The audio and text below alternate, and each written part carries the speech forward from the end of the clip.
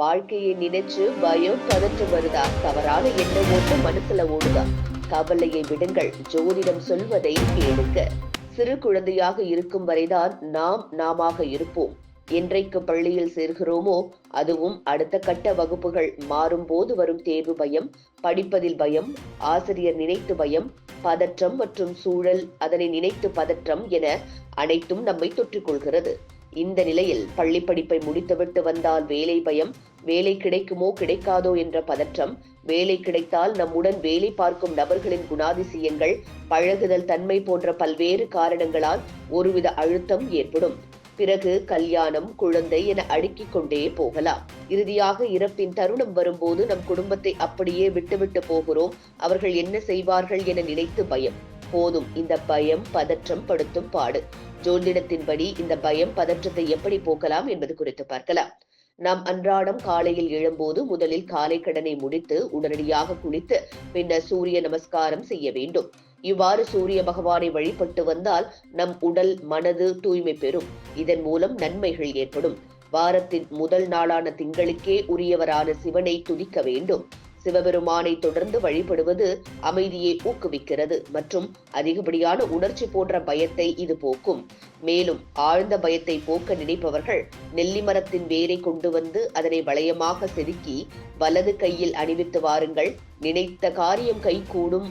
பயமிருந்த இடம் தெரியாமல் போகும். புலால் சாப்பிடுவதை நிறுத்த வேண்டும் என இல்லாமல் குறைந்த அளவு எடுத்துக்கொண்டு அது சத்துக்கு ஈடான காய்கறிகள், பழங்கள், தானியங்கள் எடுத்து உடல் ஆரோக்கியத்தை மேம்படுத்தினாலே நமக்கு ஒரு தன்னம்பிக்கை ஏற்படும். மேலும் போதைப் பொருட்களின் பக்கமே ஊறுகாய் அளவுக்கு கூட உட்கொள்ளக்கூடாது. இது மட்டுமின்றி அதிகப்படியான காரம் நிறைந்த உணவுகள், கொழுப்பு நிறைந்த உணவுகளை நாம் உட்கொள்வதை தவிர்க்க வேண்டும். இந்த உணவு மாற்றங்கள் உடலிலும் மனதிலும் அமைதியை ஊக்குவிக்கின்றன, மனத்தெளிவை வளர்க்கின்றன மற்றும் பதற்றத்தால் ஏற்படும் கிளர்ச்சியை குறைக்கின்றன. வாரத்தின் ஒரு நாள் உண்ணா நோன்பு கடைபிடிப்பது நம் உடலில் இருக்கும் அத்தனை பாகங்களுக்கும் மிகவும் நல்லது. ஒரு நாள் முழுவதும் இருக்க முடியாதவர்கள் முதலில் ஒரு வேளை, பின்னர் 2 வேளை, பயிற்சிக்கு பிறகு ஒரு நாள் முழுவதும் இருக்கும் போது நம் உறுப்புகள் தன்னைத்தானே சுத்தம் செய்து அழுக்குகளை வெளியேற்றி உடலை சுத்தமாக வைத்திருக்க உதவுகிறது. இதனால் மனசோர்வு நீங்கும். உடலில் எந்த கோளாறுகளும் இல்லை என்றாலும் நாம் மனது மகிழ்ச்சி ஏற்பட்டு பயம் பதற்றம் இருந்த இடம் தெரியாமல் போகும். பயம் மற்றும் கவலையை வெல்ல தொடர்ந்து ஹனுமானிடம் பிரார்த்தனை செய்யுங்கள். அவரது ஆசிர்வாதங்கள் ஆதரவையும் பாதுகாப்பையும் வழங்குகின்றன.